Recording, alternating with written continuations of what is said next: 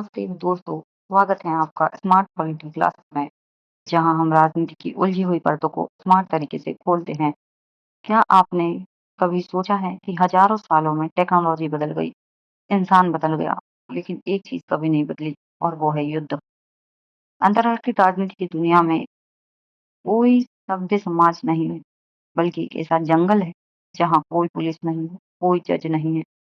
यहाँ सिर्फ एक ही कानून चलता है, जिसकी लाठी उसकी भैंस। इसे ही कहते हैं यथार्थवाद, यानी रियलिज्म। आज के इस वीडियो में हम उस कड़वे सच का सामना करेंगे, जिसे सुनकर आपको शांति और भाईचारे की बातों से शायद भरोसा ही उड़ जाए। तो चलिए राजनीति की इस जंगल राज की जड़ तक पहुंचते हैं। यथार्थवाद क्या है, इससे समझते हैं और यह विचारधारा क्या कहती है, इसे भी समझने का प्रयास करेंगे। यथार्थवाद कहता है कि दुनिया वैसी नहीं है जैसी हम चाहते हैं, बल्कि वैसी है जैसी वो असल में है। इसके 3 पिलर्स हैं, राज्यवाद, उत्तरजीविता और स्वसहायता। यह विचारधारा मानती है कि अंतर्राष्ट्रीय राजनीति में शक्ति और सुरक्षा ही सबसे महत्वपूर्ण है। मान लीजिए एक अंधेरा कमरा है जहाँ 10 हथियारबंद अजनबी बंद है।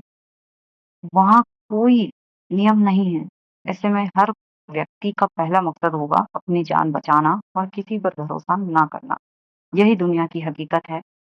और यथार्थवाद कितना पुराना है, इसे हम देखें तो यह हजारों साल पुराना विचारधारा है। और इसके पिता जो माने जाते हैं वो थ्योसिडाइज हैं, जिन्होंने पेलोपोनेशियन वॉर के जरिए बताया कि डर और शक्ति ही युद्ध के मुख्य कारण हैं। भारत में कौटिल्य ने अर्थशास्त्र में यही बातें कही। फिर मैकियावेली आए, उन्होंने राजा को शेर की तरह बहादुर और लोमड़ी की तरह चालाक होने की सलाह दी। आधुनिक दौर आया, आधुनिक दौर में E.H. कार ने इसकी नींव रखी और हांस जे मार्गेनथाउ ने अपनी किताब पॉलिटिक्स अमंग नेशन के जरिए इसे स्थापित किया। मार्गेनथाउ का मानना था कि राजनीति का अंतिम लक्ष्य सिर्फ और सिर्फ शक्ति हासिल करना है, क्योंकि मानव स्वभाव से ही स्वार्थी है। आधुनिक दौर में मार्गेनथाउ ने 6 सिद्धांत दिए हैं अपने यथार्थवाद के।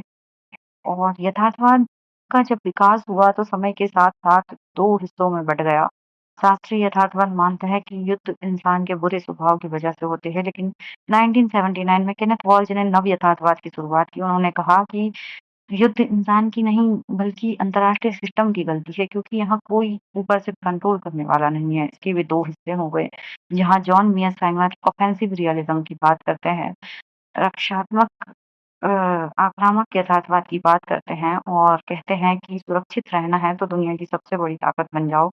वहीं डिफेंसिव रियलिज्म जो कहती है कि सिर्फ उतनी ही ताकत बढ़ाओ जिससे आप अपनी रक्षा कर सको। इसी के अंतर्गत कुछ स्मार्ट सिद्धांतों को हम समझने की कोशिश करेंगे। सिक्योरिटी डिलेमा शब्द काफ़ी चर्चा में रहता है, हमेशा से रहा है विचारों में। और सुरक्षा दुविधा, जिसे हम जॉन हर्ष ने हमें समझाया था कि जब एक देश सुरक्षा के लिए हथियार बढ़ाता है, तो पड़ोसी डर कर और ज़्यादा हथियार ले आता है। अंत में दोनों और ज़्यादा असुरक्षित हो जाते हैं।